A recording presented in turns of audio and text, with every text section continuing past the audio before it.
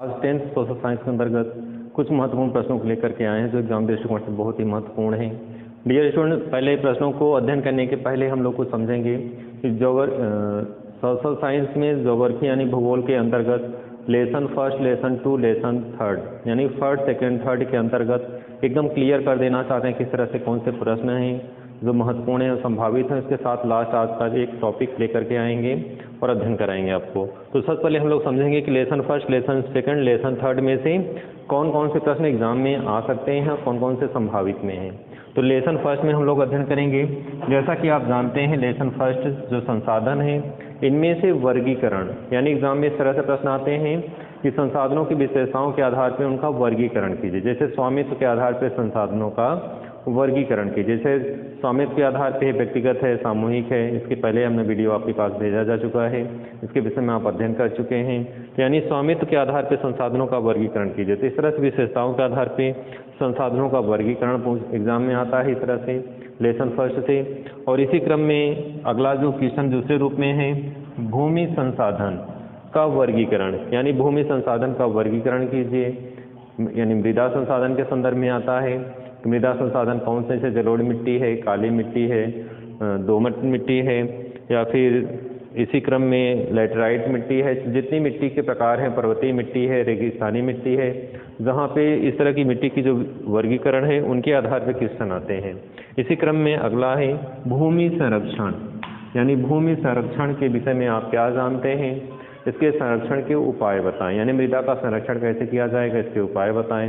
तो इस तरह से ऐसे प्रश्न आते हैं लेसन फर्स्ट से, आपका ये पैटर्न है। इसी क्रम में है मृदा अपर्दन, यानी मृदा अपर्दन जो मृदा का जो अपर्दन होता है वायु के द्वारा, जल के द्वारा मिट्टी का कटाव कैसे होता है, इसे वायु अपर्दन है। वायु के द्वारा मिट्टी का कटाव तीव्र गति से हो जाता है तेज पवनों के कारण, या फिर इसी में जल प्रवाह तीव्र गति से होने के कारण भी मिट्टी का कटाव होता है। तो लेसन फर्स्ट से आपके इस तरह के पैटर्न होंगे जो एग्जाम में आते हैं पेपर में, एग्जाम में कि कैसे कैसे प्रश्न हैं, यानी संसाधनों की विशेषताओं के आधार पर वर्गीकरण कीजिए। फर्स्ट स्टेप में ये क्वेश्चन इस तरह से बनेगा। सेकंड में जो क्वेश्चन बनेगा भूमि संसाधन के वर्गीकरण कीजिए, यानी मृदा संसाधन के वर्गीकरण कीजिए। थर्ड है मृदा संरक्षण या भूमि संरक्षण संदर्भ में, यानी मृदा संरक्षण कैसे किया जाएगा, मिट्टी को कैसे संरक्षित किया जाएगा कि उसमें गुणवत्ता उसकी बनी रहे, रेगिस्तानी क्षेत्र में ना बदले, ना ही उसकी अम्लीता उसमें आए। तो मृदा संरक्षण के संदर्भ में क्वेश्चन आता है। अगले स्टेप में जो क्वेश्चन बनेगा मृदा अपर्दन, यानी मिट्टी का कटाव किन किन रूपों में होता है, मृदा अपर्दन क्या है, इसके संदर्भ में क्वेश्चन बनते हैं। तो इस तरह से लेसन फर्स्ट के अंतर्गत ये पेपर का पैटर्न है, इस तरह से रूपों में प्रश्न आते हैं। सेकंड लेसन के जो महत्वपूर्ण प्रश्न है वन संसाधन, यानी लेसन टू जो वन संसाधन है इनमें से प्रश्न किन किन रूपों में बनते हैं और कैसे कौन कौन से प्रश्न महत्वपूर्ण हैं इनके संदर्भ में हम लोग अध्ययन करेंगे। तो सबसे पहले जैसे वनों का वर्गीकरण, तो फर्स्ट में से जो दीर्घोत्तरी इंपॉर्टेंट प्रश्न है कि वनों का वर्गीकरण कीजिए। भारत में जैसे सदाबहार वन है, उष्णकटिबंधीय वन है, और भारत में इस तरह से कांटेदार वन है, पर्वतीय वन है, ज्वारीय वन है। तो जो वनों की जो विशेषताएं हैं उनके आधार पर वनों का वर्गीकरण, तो यानी इस तरह से दीर्घोत्तरी प्रश्न एक निकल के आ रहा है। महत्वपूर्ण प्रश्न संभावित में वनों का वर्गीकरण कीजिए। अगला ही वन संरक्षण, यानी वन संरक्षण के विषय में आप क्या जानते हैं, वनों के संरक्षण के उपाय बताएं। तो वन संरक्षण के कैसे उपाय क्या क्या होंगे उनके संदर्भ में एक दीर्घोत्तरी प्रश्न यहाँ बन रहा है, और इसी से शॉर्ट क्वेश्चन भी बनते हैं। तो ये आपका ये सेकंड स्टेप में, यानी लेसन टू का संसाधनों के संदर्भ में, यानी वन संसाधन के संदर्भ में ये दूसरा महत्वपूर्ण प्रश्न है। तीसरा है वनों के महत्व या लाभ, इससे चाहे अतिलघु प्रश्न पूछे चाहे दीर्घोत्तरी प्रश्न आता है, हमेशा आता है, यानी वनों के कौन कौन से लाभ हैं। इसमें आपके प्रत्यक्ष और अप्रत्यक्ष लाभ हो जाएंगे। इसी क्रम में आगे है, हम लोग नेक्स्ट में बढ़ते हैं। अगला है लेसन थर्ड, और इसके अंतर्गत जल संसाधन है। जल संसाधन क्या है, इसमें बहुउद्देशीय परियोजनाएं हैं। किसी वर्ष बहुउद्देशीय परियोजनाओं के संदर्भ में क्वेश्चन आता है, और कभी कभी इसी से रिलेटेड जो प्रश्न आपके बनते हैं किस किन रूपों में बनते हैं उसको आप समझ लें। भाखड़ा नागल बांध परियोजना जो संभावित प्रश्न है बहुत ही महत्वपूर्ण है। दूसरा प्रश्न आपका है हीराकुंड बांध परियोजना, और थर्ड है टिहरी बांध परियोजना। तो ये परियोजनाएं कुछ महत्वपूर्ण हैं। इन परियोजनाओं के संदर्भ में आता है कि इनका क्या महत्व है, इनके विषय में विस्तार से वर्णन करें। तो डियर स्टूडेंट, इस तरह से lesson first, lesson second lesson third के संदर्भ में आपने आपके सामने इस तरह से पैटर्न रखा, किससे रिलेटेड कैसे कैसे प्रश्न आते हैं और कौन कौन से प्रश्न किस रूप में महत्वपूर्ण है। डियर स्टूडेंट, आज के लेसन थर्ड में से जल संसाधन में से महत्वपूर्ण प्रश्न एक लेकर के आपके सामने प्रस्तुत हुए हैं। इनमें आपका प्रश्न जो है सबसे पहले कि संसाधनों का क्या महत्व है, यानी संसाधन जो बहुउद्देशीय परियोजनाएं हैं इनका क्या महत्व है। बहुउद्देशीय परियोजनाओं के संदर्भ में एक दीर्घ उत्तरीय प्रश्न संभावित में है कि भारत में बहुउद्देशीय परियोजनाएं जो संचालित हो रही हैं उनका क्या उद्देश्य है, क्या महत्व है, तो इसके संदर्भ में हम लोग अध्ययन करेंगे। तो चलिए परियोजनाओं के संदर्भ में फर्स्ट स्टेप में अध्ययन करते हैं। पहला है विद्युत ऊर्जा का उत्पादन। जितने भी बांध बनाए गए, जितने भी परियोजनाएं स्थापित की गई हैं बहुउद्देशीय परियोजनाएं, नाम से क्लियर है बहुउद्देशीय परियोजनाएं, यानी विविध प्रकार के उद्देश्यों की पूर्ति करने वाली परियोजनाएं हैं। और इन परियोजनाओं में क्या क्या इसके लाभ हैं, उनके महत्व के संदर्भ में अध्ययन करेंगे।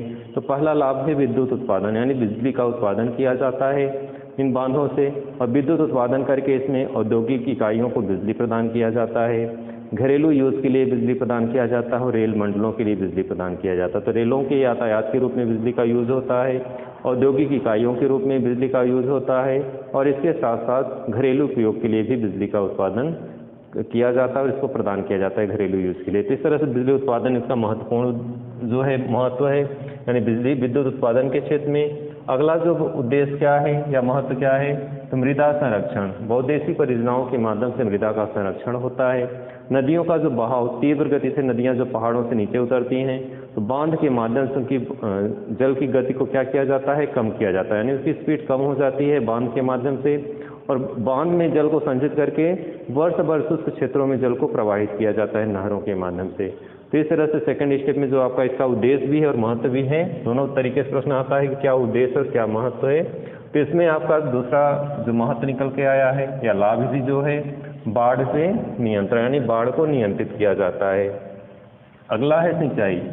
बहुउद्देशीय परियोजनाओं को उसके जलाशय में जल को एकत्र किया जाता है, संचित किया जाता है, और वर्ष भर नदियों इन बांधों से जल छोड़ा जाता है और नहरों के माध्यम से सिंचाई की जाती है, जिससे कृषि उत्पादन में वृद्धि होती है। तो सिंचाई का एक महत्वपूर्ण साधन है बहुउद्देशीय परियोजनाएं। वर्ष भर सिंचाई यहीं के माध्यम से होती है, नहरें निकाली जाती हैं। इस तरह से सिंचाई का एक महत्वपूर्ण क्या है, स्रोत है। इसी क्रम में आगे हम लोग बढ़ते हैं। वृक्षारोपण।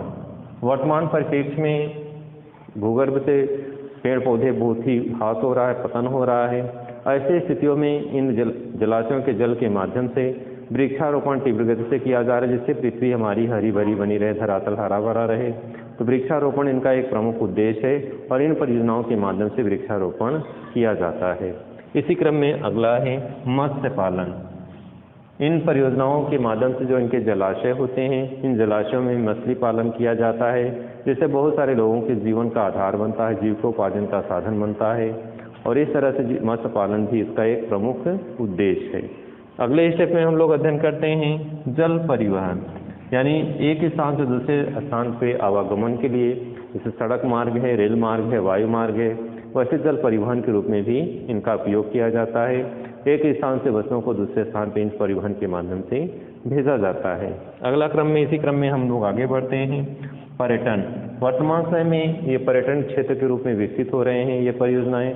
यहाँ पे विदेशी यात्री आते हैं और इस तरह से पर्यटन के रूप में डेवलप हो रहे हैं। पर्यटन के क्षेत्र के रूप में उनका विकास हो रहा है, जो मनोरंजन के साधन के रूप में, नौकायन के रूप में बहुत सारे लोग यहाँ पे आते हैं, दूसरे देशों से भी आते हैं, भारतीय लोग भी रहते हैं, जो पर्यटन के रूप में ये क्षेत्र विकसित हो रहे हैं। तो डियर स्टूडेंट, आज की वीडियो में बस इतना ही।